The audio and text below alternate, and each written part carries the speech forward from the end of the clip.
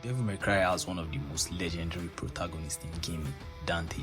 He's cocky, fearless, stylish, and always ready to crack a joke, even when he's inches away from death. But now that he got his own Netflix series, the big question is, did they actually get his personality right? Ever since the series was announced, I knew I was going to have a blast watching it, and I wondered what version of Dante we're going to be getting in the timeline of the game, his age, and all of that. And while watching it became certain where he fits in the game. Let me explain. In the Netflix series, Dante is still very much young, and the youngest version of Dante in the game was Devil May Cry 3. He was 19 at the time, and the storyline of the Netflix series seems to draw inspiration from DMC's 3 Dante's Awakening. So it's safe to say Dante is in between 19 and 22 years of age. In this video, we'll be breaking down Dante's character in the show compared to the game, looking at his attitude, humor, and overall energy. Does it still feel like the same wisecracking demon slayer we all know and love, or did Netflix turn him into a watered down version? Let's find out. Before we compare, let's talk about what makes Dante Dante. Across the Devil May Cry series, Dante has evolved, but some things have always been a constant. He's a show-off, doesn't just kill demons, he embarrasses them. Whether it's breakdancing with a hat in DMC 5 or riding a missile like a skateboard in DMC 3, Dante makes every fight scene a spectacle. He never really takes anything too seriously until he has to. Sure, he jokes around a lot, but when it's time to get serious, like fighting Virgil or dealing with Spada's legacy, he steps up. He has a signature sense of humor, from dumb one-liners like saying jackpot anytime he's about to make a killer shot.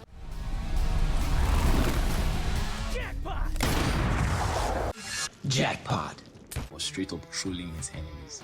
Dante is never boring. He loves a good fight. Unlike other protagonists who see combat as a burden, Dante treats it like a game, always looking for the next thrill. And after watching the show, I can say Netflix got that part down to the T. It's pretty much the same cocky bastard that's ready to take down the whole demon army on his own. From what we've seen in the Netflix series, they got some things right, but also made a few changes. Dante still has his confidence. He walks into the battlefield like he owns the place, just like in the game. He's still a badass. They didn't turn him into some moody, reluctant hero. He's still out there hunting demons like it's just another Thursday. The red coat, the sword, the dual pistol, it's all there, at least visually.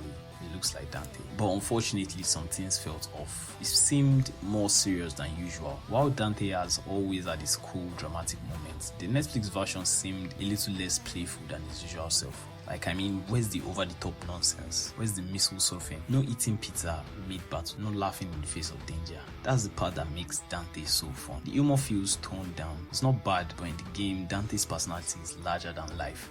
He's constantly joking around, even in life or death situation. The Netflix version plays it a little safe. So while the show got some of his core traits right, it doesn't fully embrace his wild, over-the-top nature. I'm hoping we get to see that side of him as the story progresses. Now you might be thinking, does it really matter if Dante is a little more serious? And the answer is yes. Dante isn't just another action hero. His personality is what makes the Devil May Cry series stand out from other games. If you wanted a guy killing demons, you could just play any hack and slash game. But Dante makes the whole experience unique. Like now, imagine if they made Deadpool serious, or if Tony Stark stopped making jokes. It wouldn't ruin them completely, so to say, but it would take away what makes them special.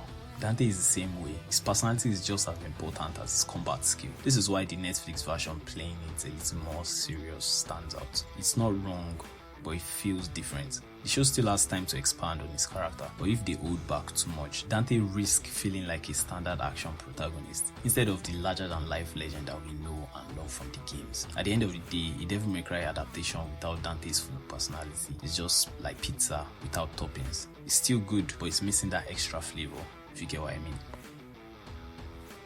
Now, if we're talking about different versions of Dante, let's compare. DMC 3 Dante is cocky, reckless, stylish, and also young, like the youngest Dante we've got to see in the games. He fights like he's having the time of his life, and this was the inspiration to the Netflix series, no doubt about that. DMC 4 Dante, confident, playful, but clearly more experienced, you could tell. DMC 5 Dante, more mature, but still a goofball. I believe he was in his 40s at the time, but he still pulls off ridiculous stunts. How the DMC anime version of Dante that was released in 2007. This version was already a little more chill. I actually think it's the animation style that made everything a lot more serious than it should be, and a lot of people wasn't a fan of it at all. The DMC reboot version of Dante, a completely different personality. Not to mention the black hair. A lot of people had mixed feelings about this character and it was considered a flop.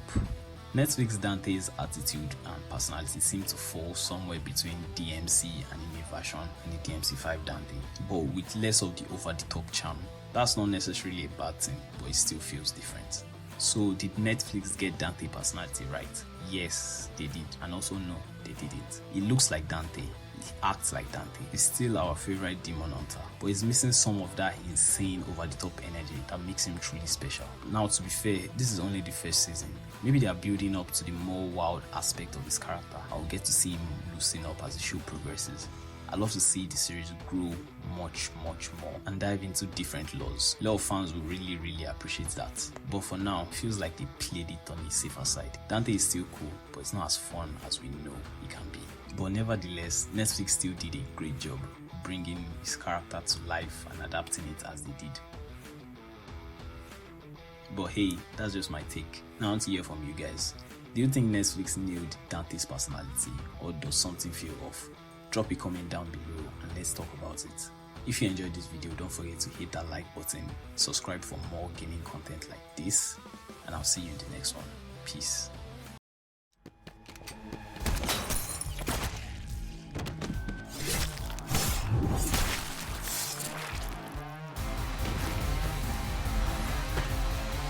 Yeah, and I've got some bad news. You didn't get that callback for the Chuck E. Cheese band auditions. Dante, you made it.